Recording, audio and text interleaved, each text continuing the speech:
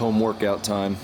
Got our Crank It fitness straps. That's going to be for our inverted rows. Working with our Bosu Elite ball here. We're going to work with the grip bells a little bit. Got the rock weights. Let's get it done. We're even going to do a little bit of dry fire work with my bump box pager to keep the tunes going. So let's get it in. Just keep it simple, keep it moving.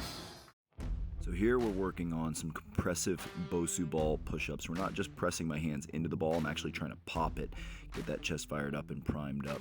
Then here we're working that middle back extension, really squeezing the glutes and creating that sort of compressive force between the shoulder blades, utilizing that angle on the Bosu ball to get that coiling in, and then doing it in reverse to mobilize the spine a little bit, prime that up. Get the central nervous system fired up so we can move well. Just mobilizing the hips a little bit. Again, using the Bosu ball as a platform gives us a lot of versatility. It's space saving, obviously. It's an extremely useful tool because you can definitely put yourself into better positions. You'll see this piriformis stretch.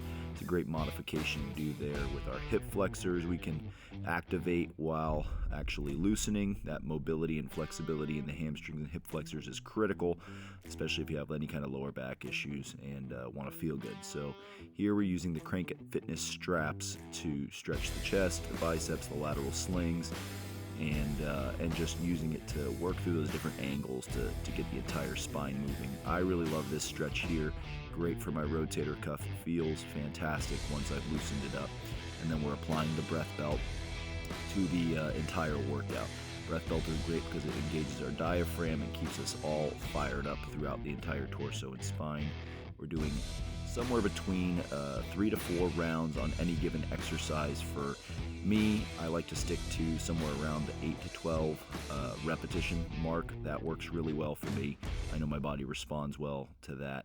We've got a nice little series on the Crank It fitness straps. I did this series separately from the rest of the workout, so completed 3 to 4 rounds on each one, then moving into the resisted work here with my grip bells, working the shoulder blades, working the entire shoulder complex, but I was also, again, compressing down into the Bosu ball, not just standing on it, actively trying to pop it, and then articulating that shoulder blade through all of its different motions. Now this is a great little full body stretch, again, because of the Bosu ball's angles. It allows us to hit different positions that we wouldn't normally be able to hit. The toes are down and slightly wedged outward so that I can try and pop the ball with my feet and just hit a totally different hip angle.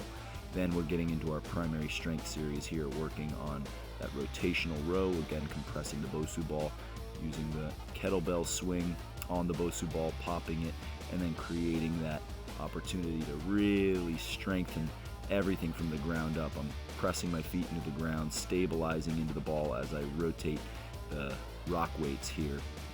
They're great little weights because I was able to just buy them for about $20 per unit and then fill them up with a couple bucks worth of concrete, so you get a lot of great work done.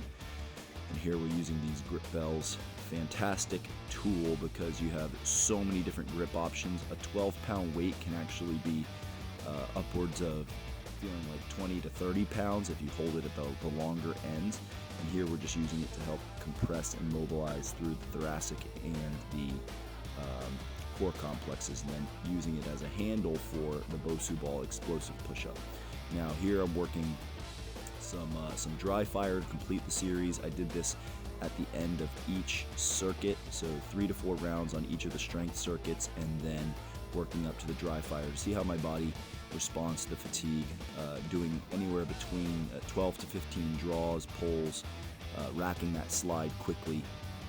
This is a complete dry fire system, so it has no live rounds, obviously, but I've got the dry fire mag and the Mantis X Laser Academy system in there. So looking for where the laser actually hits, making sure my mechanics are looking good, and just keeping myself sharp on that quick draw. I love using the breath belt for that. So live kinetically, y'all.